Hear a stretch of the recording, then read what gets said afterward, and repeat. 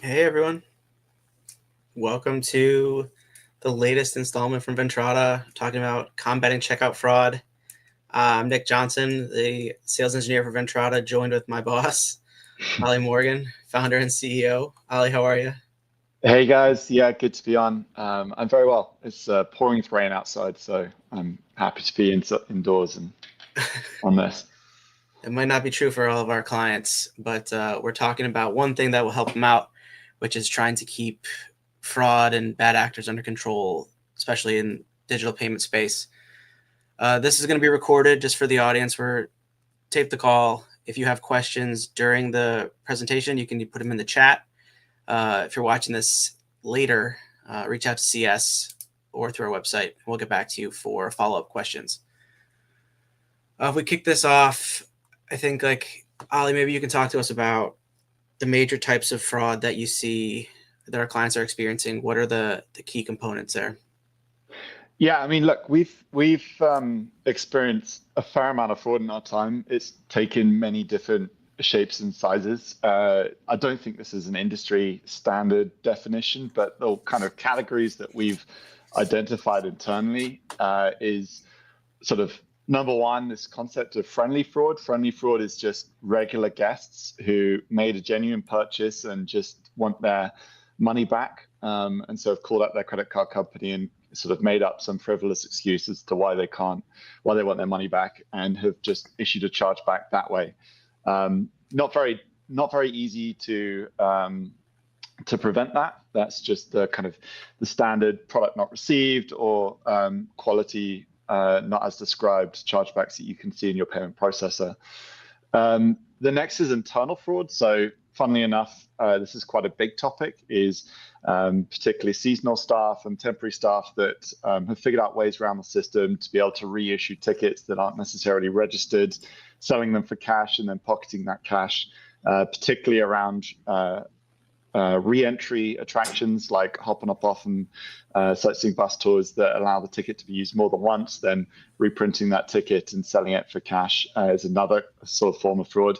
Not your typical online fraud, but still fraud nonetheless, something that we have to think about from a systems perspective. And the final category, which is what we're going to be talking about today, is what we call targeted fraud. Targeted fraud is where professional, sophisticated fraudsters are stealing credit cards or purchasing stolen credit cards on the dark web and then using those to purchase tickets through your website and then reselling them through marketplaces online. So that's the fraud that we can do something about, that we can help mitigate, and typically is the one that's most prevalent in our clients today. Wow, that's a lot to think about and a lot to cover.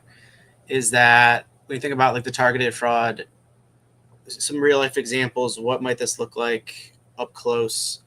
Can we talk about, Dom, on the next slide, some examples of what we just saw there? So unsafe purchases, obviously the stolen credit card, and then those card testing attacks. What does that mean, card testing attack?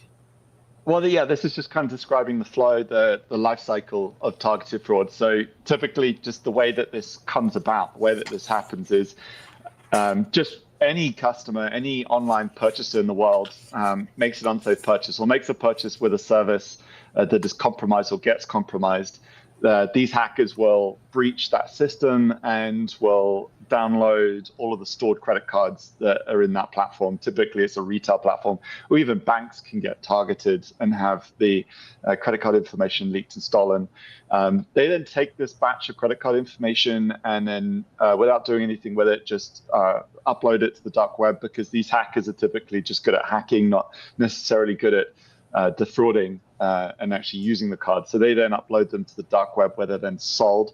Once those credit cards are then sold to a more sophisticated fraudster that knows what to do with it, that fraudster will then launch what's called a card testing attack, which is where they run through every card number in that file that they had stolen, and typically doing a very small purchase value, so a couple of dollars or euros, just to test whether the card is still active or not. Because after these breaches, after these attacks attacks happen, typically banks will immediately take action to cancel and return the cards. Or if those card details were stolen by a second hacker, maybe the information's already been used, and therefore the customers have already called up their bank to cancel it. So anyway, card testing attacks is where basically you're targeted. Anyone could be targeted. Anyone that takes card payments online can have their credit card form targeted, and just each one of these cards are tested to see whether it's still valid. Then once you've got a list of valid credit cards after that card testing attack, typically the fraudsters will actually resell that list again just for more money as a kind of already pre-tested list of credit cards, or they'll use it themselves. And this is where they will then purchase high-value premium tickets through your website, and then will resell those tickets on marketplaces such as Fliggy, which is a kind of Chinese-based ticket retail, particularly for attractions and tourism in China. And typically these purchases of tickets that are kind of within a short window, so typically for next day purchases or same day tickets, so that there's no risk of that card that was stolen then issuing a chargeback and those tickets being cancelled. But that's kind of like an overview of the life cycle of the targeted attack and how it happens start to finish. Sounds like there's a lot going on. These are complicated inner workings, and there's a lot to keep track of, both from the fraudsters and then certainly from our side. What does the solution, the Ventrata solution, look like? Again, like high level, what are the features that we have in place to protect our clients and their customers' data? Okay, well, yeah, look, the best way to solve this is you just need to raise the bar. You just need to, if you're running away from a bear, the joke goes, you need to run faster than the slowest person, right? So you just need to increase the friction to a level which the fraudsters will just target someone else. And there is never going to be a way that you can stop all fraud and be 100% clean. That's just not possible in the current environment. You just need to add enough protection, enough friction, with the trade-off of not affecting genuine customer conversions and conversion rates, to make it difficult enough for them to go off and target somewhere else instead. So going back to what we described earlier, there's two within targeted card fraud. There's two types of attack. There's card testing attack, and then there's the actual fraud itself, where they're purchasing stolen tickets and then reselling them on marketplaces. So first line of defense is the card testing attack, and this is quite straightforward to fix, because typically these are huge volumes of tests where they've got thousands, tens of thousands, hundreds of thousands of credit cards. So they just need a website that allows them to run sequential tests or parallel tests in very quick succession. So to prevent this, we've adopted a tool called fingerprint.com. Fingerprint.com is an online service that allows us to anonymously identify the client using essentially fingerprinting their browser. So looking at all the unique attributes of their computer and their browser to give them a unique ID. And then we can test like how many card attempts, how many payment attempts have occurred using that fingerprint. And if that number is, say, over 10 declines over a 24-hour period, well, that's not a genuine customer flow. Like, we wouldn't expect to have a regular customer have their card declined 10 or more times in a 24-hour period, and so we'll block it after that period. But to prevent card testing attacks is quite straightforward, because the attacker themselves don't really care where these card testing attacks happen. So effectively, the target can be anyone that accepts a credit card online, which is a huge surface area. So in that case, it's just very easy to adopt a tool like Fingerprint, implement that very low level of friction, and then very quickly the attacker will stop attacking your website and go after someone else. So at Ventrata, we look for 10 declines within an hour period, and if you've done more than 10 declines in an hour period, your fingerprint is banned from subsequent transactions for 24 hours. Is that a velocity check, the 10 per hour? Yes, yeah, you could call it a velocity check, yeah. Okay. There's other features in Fingerprint that are have to do with geolocation or emulators and bot detection. I think there's like 50 or something different types of checks that Fingerprint runs to build that. So that's a great one, yeah, for targeted attacks, test attacks. What about other protections against bad purchases? Thinking about what 3DS could offer, perhaps. Yeah, so that kind of goes on to the next bit. So once we've solved the issue of card testing attacks, is well, how do we now, if someone else has been targeted with card testing attacks, a genuine list of customer cards, stolen credit cards has been taken. Now, let's say that fraudster wants to attack you as a high value attraction, and they want to purchase tickets to your attraction using these stolen credit cards and resell them on marketplaces like Fliggy. So it's all about like, how do we prevent that second level? And honestly, the best thing that you can do is enable 3DS. So 3DS is a program that's been built in collaboration between issuing banks and payment gateways. And there's been a lot of regulatory pressure, particularly in Europe, to enforce the use of 3DS. But basically, 3DS will prompt the customer during checkout to authenticate their payment using a secondary device. So typically their mobile phone, where they have an app, or it sends them an SMS with a code, and they will enter that code into the browser and effectively authenticate themselves. So obviously, if you're a fraudster and you've stolen hundreds of thousands of credit cards, if those credit cards are enrolled in 3DS and then the merchant requires 3DS, you can put in that credit card, attempt to purchase, but if it then sends a SMS message to that customer with a code, you're not that customer. You don't have control of their phone, so you can't authorize that payment, and so that payment will be declined. So that, in principle, is probably the most effective thing that you can do immediately to prevent this kind of targeted fraud attack. That sounds awesome. Can we just put that on for everything all the time and just let it run on every transaction?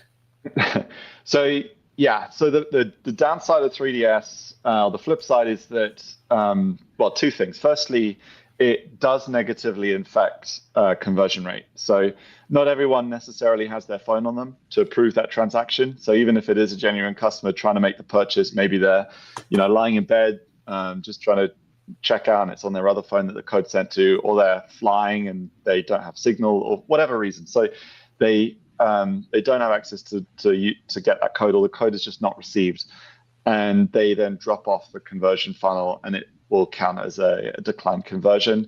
It's a well-known fact that 3DS has a negative impact on conversion rate, not a substantial amount, but enough to make it meaningful, particularly when you're trying to look at that as an offset against the fraud that you're protecting.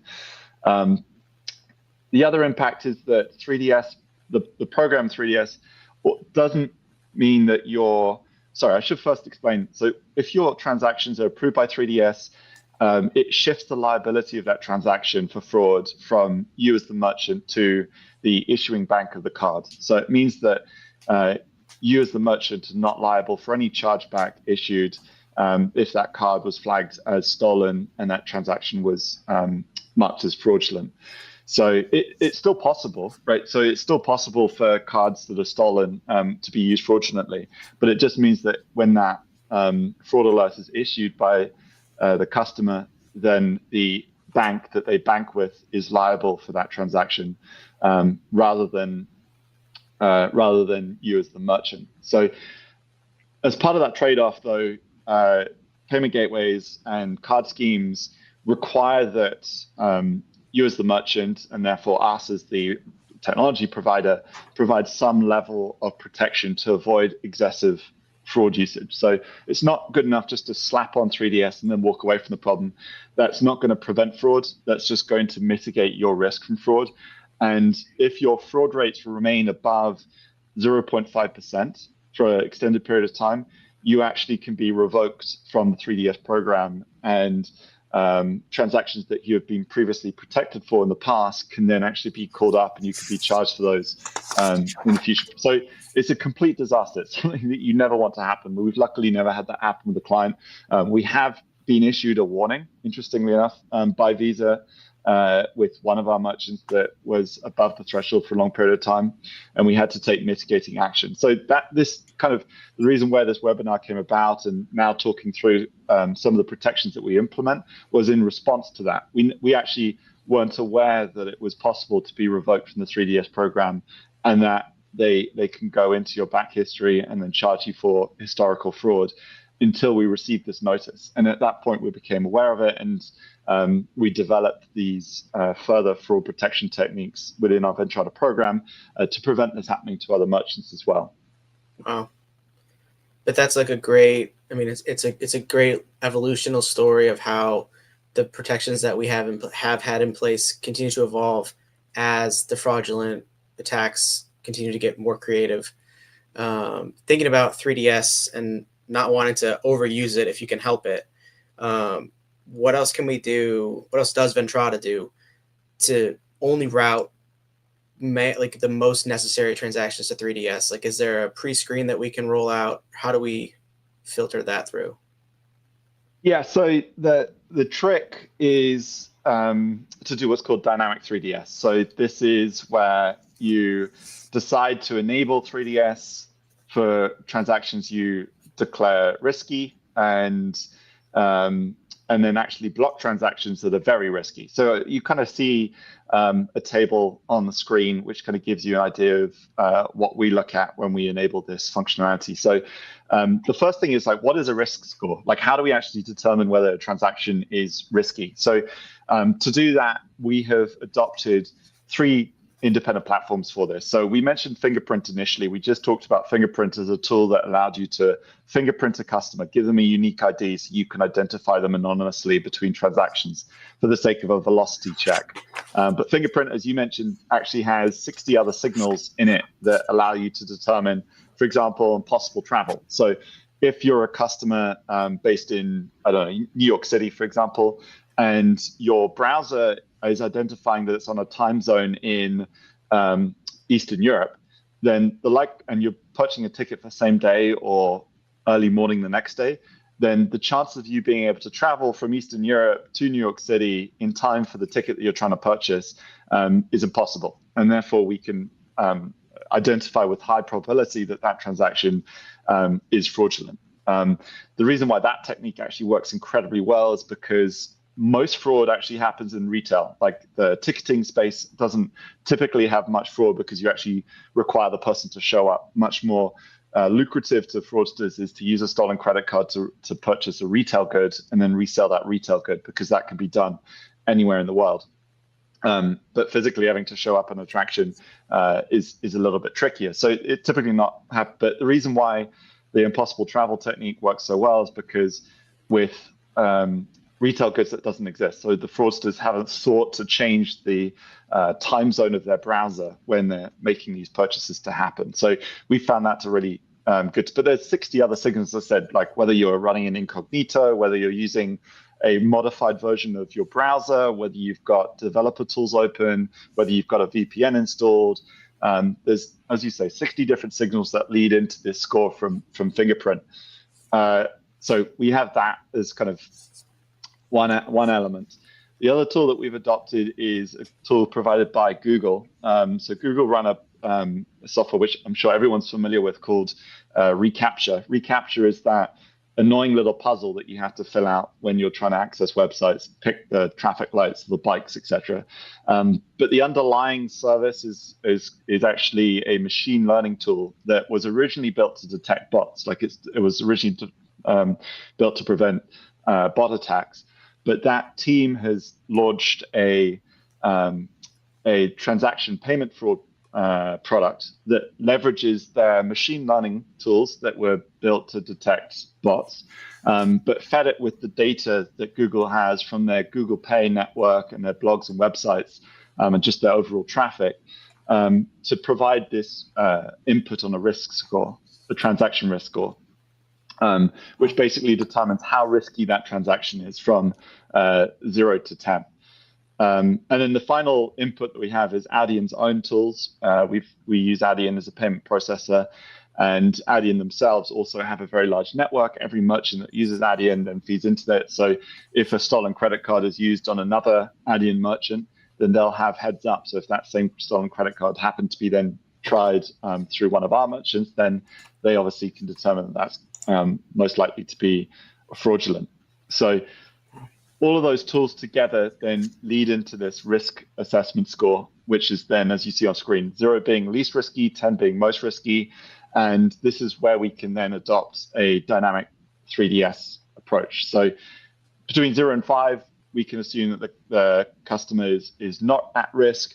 In our tests of this, we found that 0 to 5 has a false positive rate of 5%, i.e. people within 0 to 5 who actually turn out to be fraudulent is only 5%, so we can allow that being through.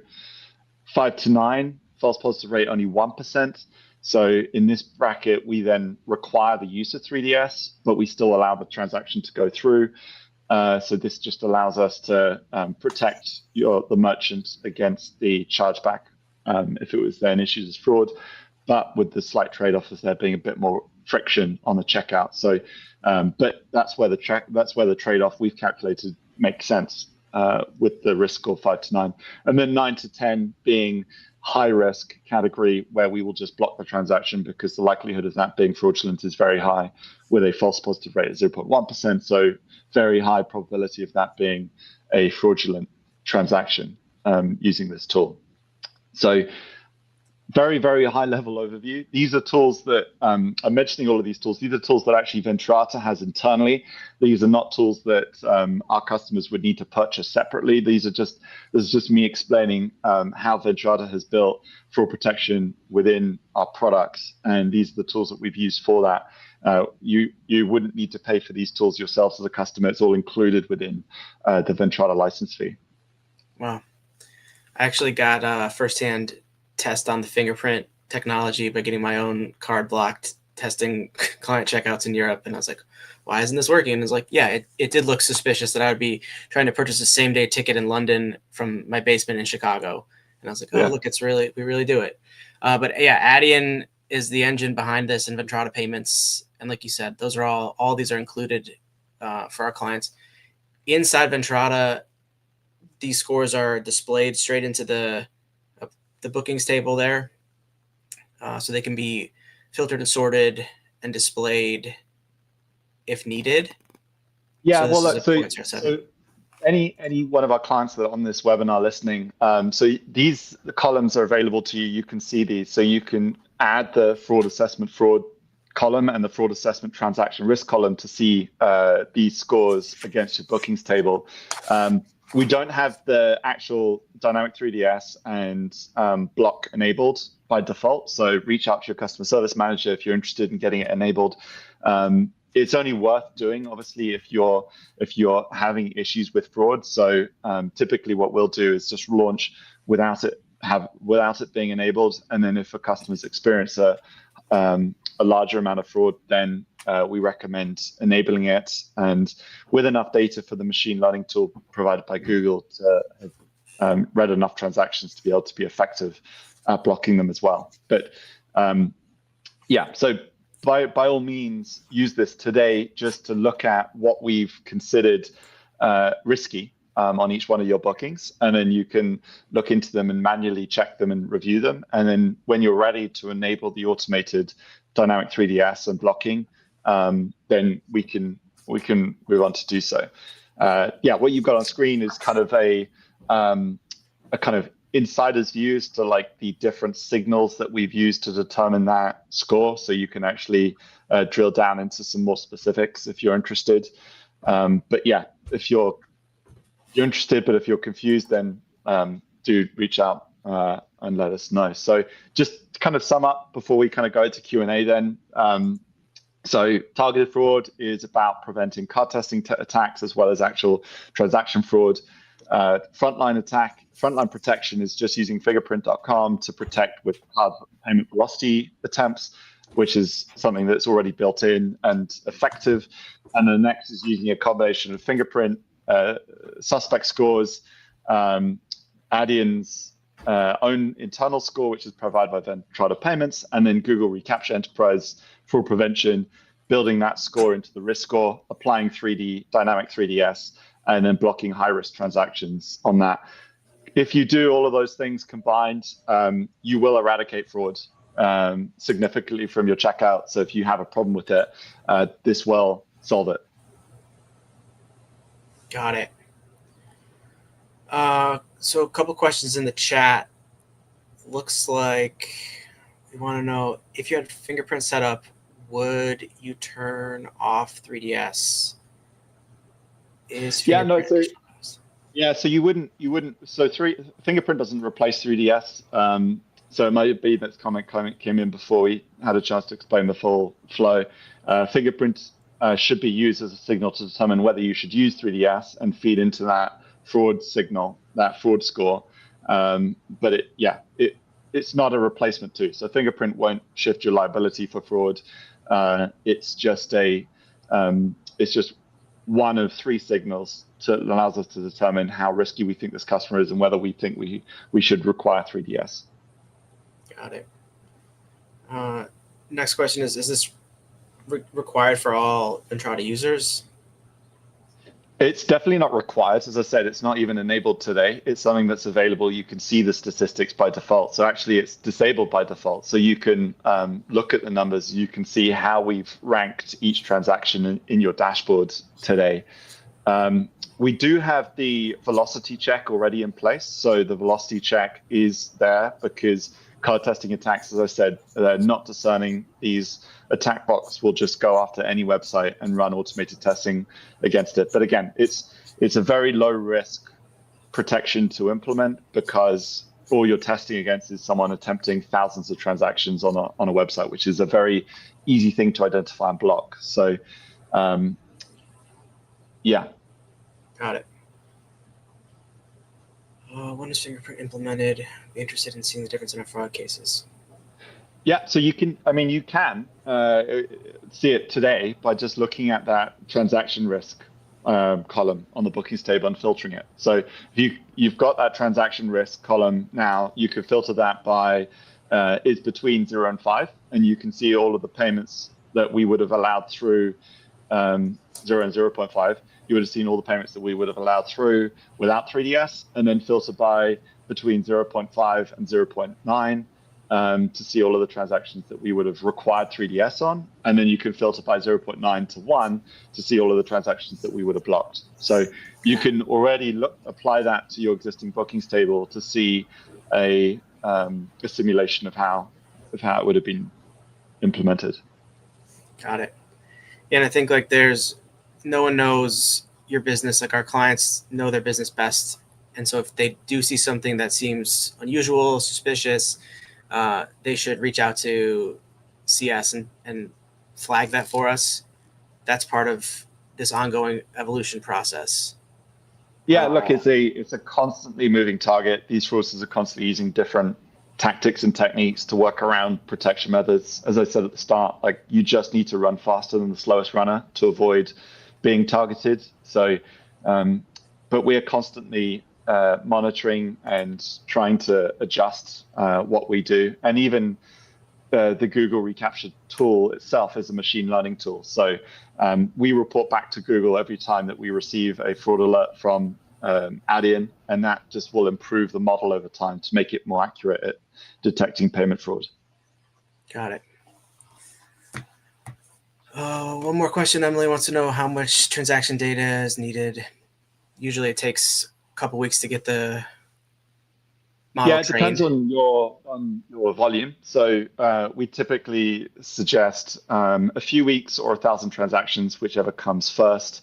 And this is just so that the model can be trained. And the model has to be trained on your checkout journey. So it's got to be your website, your product, your checkout flow, because the pattern that a customer will check out on your website versus another is very different. So it has to be trained specifically on you rather than something that we can train across our entire client base. And does the risk score change based on merchant transaction history? So it doesn't. So actually, when you went live with Ventrata, these tools were already learning on your transaction volume. So, and we've had it in place now for over a year. So chances are that there's already enough history loaded into the model that you should be ready to get started, depending on when you went live on Ventrata. So do have a look at that column and the values that you see in it. If you have any questions or concerns, raise it to your customer success manager. And yeah, we'd be very interested to take it further.